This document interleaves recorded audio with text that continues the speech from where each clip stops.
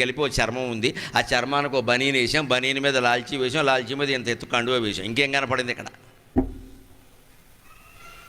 అది ఇంకా శరీర నిర్మాణం వైద్యులకైనా తెలుసు, మనో నిర్మాణానికి ఎవరు అవసరం మనకే తెలుస్తుంది. మన లోపలికి మనమే కళ్ళు మూసుకుని లోపలికి దృష్టి పెడితే నీ మనస్సు నీకు ప్రతి క్షణం అర్థమవుతూనే ఉంది, ఏం ఆలోచిస్తుందో ఏం ఆలోచించకూడదో. ప్రత్యేకం పర్యవేక్షేత నరశ్చారిత్రం ఆత్మనక, దాన్నే వ్యాసుడు భారతంలో చెబుతాడు. ప్రత్యేకం పర్యవేక్షేత నరశ్చారిత్రమాత్మనక కిన్ను మే పశుభిస్తుల్యం కిన్ను మే పశుభిస్తుల్యం కిన్ను సత్పురుషైరితి. మనిషి ఎప్పటికప్పుడు ప్రతిక్షణం తన మనస్సును తాను పరిశీలించుకోవాలి. నేను మంచి మనుషుల్లాగే ఉంటున్నానా, పశువుల్లాగా ప్రవర్తిస్తున్నానా? ఇది అతనికి లేదా ఆమెకు మాత్రమే తెలిసే విషయం, పక్క వాళ్ళకు కూడా తెలియదు, భార్యకి భర్తకి కూడా తెలియదు. ఎవరి మటుకు వాళ్ళే ఆలోచించుకోవాలి. ఎవడు తన మనస్సును నిత్యం పర్యవేక్షణ చేసి దాన్ని అదుపులో పెట్టుకుంటాడో వాడు చెయ్యమన్నా తప్పు పని చెయ్యడు. వాడికి తెలిసిపోతుంది కదా, ఎందుకు చేస్తాడు? చేస్తే ఓసారి అయింది, అనుభవించాడు, అప్పుడైనా తెలిసింది, ఇంకా చెయ్యడు. మనం ఆ పని చేయకుండా మనం ఏం చేస్తూ ఉంటామంటే వారు కారణం వీరు కారణం అని చెప్పి మొత్తం ముఖ్యమంత్రి మీద ప్రధానమంత్రి మీద తోసేస్తాం. మనం ఈ జన్మకు తెమిలే వ్యవహారం కాదు అది.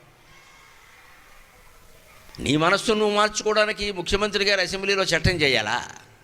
అవసరమేమిటి దానికి? మనకి ఇష్టం లేదు మార్చుకోవడమా? మనం అనుకున్నది నెగ్గాలే, దానికి అనుగుణంగా ఎదుటి వాళ్ళందరూ మారిపోరు. దీన్ని అహంకారం అంటారు. అహంకారం అంటారు దీన్ని, ఆత్మాభిమానం అనరు, అహంకారం అంటారు. నీకు అనుకూలంగా అందరూ అలా నువ్వే మారదా? అందుకే గణపతి తన స్వరూపం ద్వారా మనకేం తెలియజేస్తున్నాడంటే, నేను ఎలా ఉన్నానో చూడండి, నేనేం తింటున్నానో చూడండి, నేను మిమ్మల్ని ఏమైనా అడిగానా అది చూడండి. గణపతి ఎంత అల్పసంతుష్టుడో అల్పతృప్తుడో చంద్రహాస విలాసం అనేటువంటి కావ్యంలో ఉంటుంది. కాకరపర్తి కృష్ణ కవి అనే మహానుభావుడు రచించాడు చంద్రహాస విలాసం. అదొక రాజు కథ.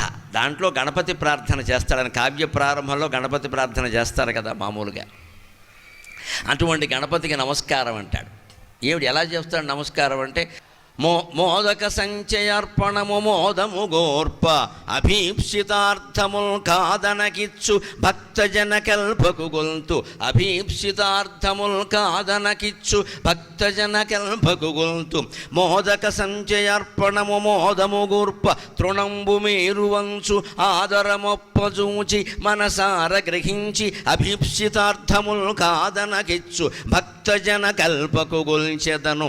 భక్తజన కల్ప కొల్చెదను అల్పతృప్తు లంబోదరు. అల్పతృప్తు లంబోదరు నా లంబోదరు నేను అవిఘ్నముగా పూర్తియొనర్పమదీయ కావ్యమున్. నా కావ్యం నేను తలపెట్టిన చంద్రహాస విలాసం అనే కావ్యం అవిఘ్నంగా పూర్తి కావడం కోసం గణపతిని ప్రార్థన చేస్తున్నా అనే ప్రార్థనలో ఎంత మనస్తత్వం చెప్పాడో చూడండి. గణపతి తత్వం. మోదక సంచయార్పణము మోదము గోర్ప. గణపతికి నైవేద్యం ఏమిటండి? మీరు ఎన్ని రకాల 5,000 కేజీల లడ్డూ పెట్టినా ఆయనకి అనవసరం. అమ్మ ఉండర మొక్క పెట్టావా లేదా సన్నాసి అని అడుగుతాడు ఆయన. ఆయనకి ఇష్టమైంది పెట్టడం అనేసి మనం కోరుకోను. ఇదో అహంకారం బయలుదేరింది వచ్చిన బాగా. 100 అడుగుల విగ్రహాలు, 1000 కేజీల లడ్డు. ఇది మొదలైంది. దీనికి మొత్తం ఎక్కడి నుంచో సముద్రంలో లడ్డు తయారు చేస్తారు, హైదరాబాద్ పట్టుకొచ్చి ఇక్కడ పెడతారు, దాన్ని పెద్ద ఊరేగిస్తారు, వాన వస్తుంది, మొత్తం శ్రీమద్రమారమణ గోవిందో హరి. దాని ప్రసాదం బాగా మనకు విర్రివేషాలన్నీ అలవాటు పోయి అసలు భక్తి పోయింది. భక్తి వల్ల ఏం నేర్చుకోవాలో అది నేర్చుకోవట్లా. మనం ఊరికే పెద్ద డ్యాన్సులు కేకలు నేర్చుకుంటున్నాం అంటే అక్కడ. ఇంకా వీలైతే ఎవరితోన్నా దెబ్బలాడడానికి మన భక్తి, మనం బాగుపడ్డానికి కాదు, ఎవరితోన్నా దెబ్బలాడడానికి. భక్తుడు అంటే 3 లక్షణాలు ఉండాలండి. మొహమాటం లేకుండా చెబుతున్నా. మాటల్లో సత్యం ఉండాలి, చేతల్లో ధర్మం ఉండాలి, మనస్సులో భగవంతుడు ఉండాలి. వాడిని భక్తుడు అంటారు ఖచ్చితంగా. మనం సత్యమే మాట్లాడుతున్నావా, మనం ధర్మమే చేస్తున్నావా, ఈ రెండూ ఉన్నా కూడా మనస్సులో భగవన్నామస్మరణ చేయాలి. ఆ సత్యానికి ధర్మానికి సెల్ ఫోన్ ఛార్జింగ్ లాగా శక్తి రావాలంటే భగవత్స్మరణ చేయాలి, లేకపోతే సత్యం ధర్మం నెగ్గం. ఇందాకే చెప్పుకున్నాం, భారత యుద్ధంలో పాండవులు నెగ్గారంటే కృష్ణుడు పక్కన ఉండి తొయ్యబట్టి నెగ్గారు, లేకపోతే నెగ్గరవాళ్ళు. నెగ్గి తీరాలని ధర్మరాజుని గిల్లి పొడిచి అబద్ధం మరీ ఆడించి, ఆడవయ్యా చెప్తే వినో చంపేస్తున్నాడు ఆయన. ఎందుకంటే ద్రోణాచార్యుడు ఏదో తపస్సు చేస్తే చేయొచ్చు, బ్రాహ్మణుడైతే కావచ్చు, కానీ ఆయన ప్రవృత్తి తమోగుణం,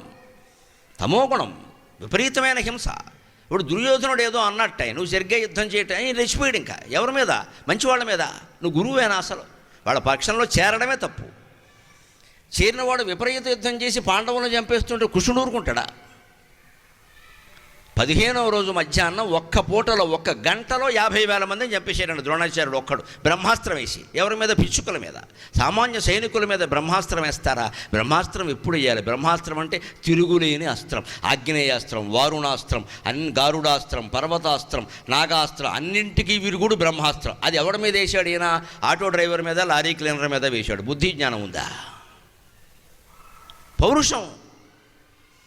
అది చూసే కృష్ణుడు ఏమన్నాడంటే ధర్మరాజు దగ్గరికి వెళ్ళి, నేను చెప్తున్నాను విను, ఈ బ్రాహ్మణ్ణి ఇలాగే వదిలేస్తే గంటలో మొత్తం నీ సైన్యం నాశనం అయిపోతుంది. చెప్పు, నిలబడు. ఆయనకు ఒకటే బలహీనత, కడవంత గుమ్మడికాయ కూడా కత్తిపేటకు లోకువ, వీడు అశ్వత్థామకు లోకువ. అశ్వత్థామ పోయాడని చెప్పు, వీడు వదిలేస్తాడు, వేసాయి అన్నాడు. అంతే లెక్క. భీముడు చెప్పిన ఆయన నమ్మలేదు. భీముడికి అబద్ధాలు ఆడడం అలవాటే, ఆయన నమ్మడు. ధర్మరాజుని అడిగాడు, అశ్వత్థామాహత కుంజరహ అన్నాడు. అశ్వత్థామాహత అనగానే బ్యాండ్ మేళం బాగా మోగించారు. ఆ మూతలో కుంజరహ అనేది ఆయనకి వినపడలా. ఆయన కర్మ, అస్త్ర సన్యాసం చేశాడు. నిజానికి చెప్పాలంటే అప్పుడు కూడా చేయలేదు ద్రోణాచార్యుడు తమో గుణం. అంతకుముందే ఋషులు కనబడ్డారు.